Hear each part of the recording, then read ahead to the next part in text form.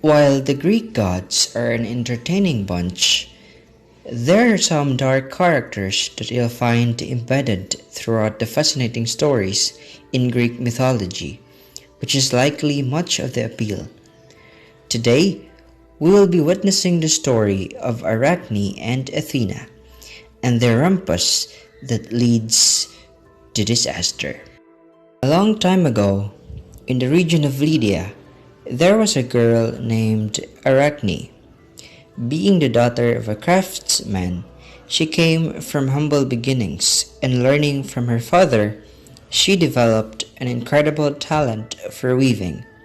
She created beautiful tapestries, and if you were to watch her at work, it was as though the thread came from the very tips of her fingers.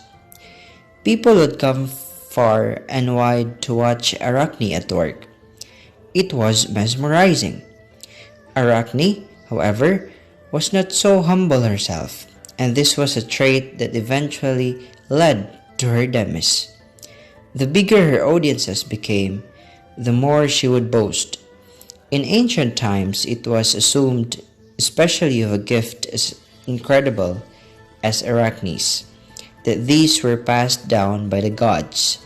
So, the fact that she denied the origin of her talent was an astonishing betrayal.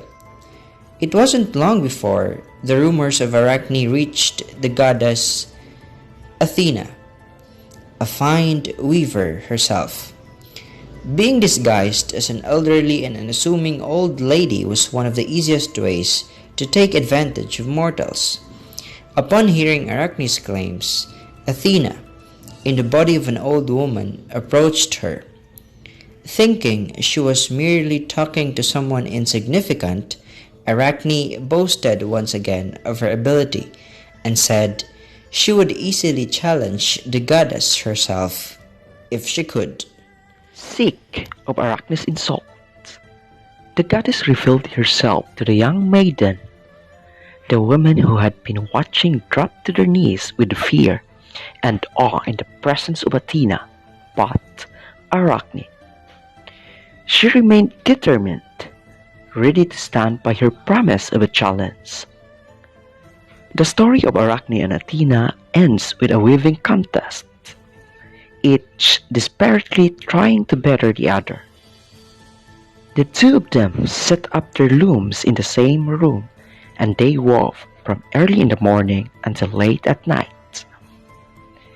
Then they compared what they had done. Athena had woven a beautiful cloth, showing the god and goddesses sitting together on Mount Olympus and doing good deeds for people. But Arachne thought she was so smart. She wove a cloth making fun of God and goddesses, showing them getting drunk and falling down and making a mess of things. But still, it was clearly a better weaving than Athena had done.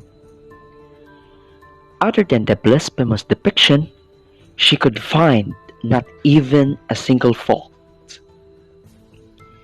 The extraordinary yet offensive work of art was all too much for Athena to handle, and she exploded into a violent rage. Turning to Arachne, she inflicted her punishment. The color drained from Arachne's face as she felt the beginnings of the Greek goddess' spiteful curse. She began to sprout legs, one after the other. She grows more eyes until she had 8, and eventually Arachne was no longer a beautiful maiden. Athena had turned her into the very first spider.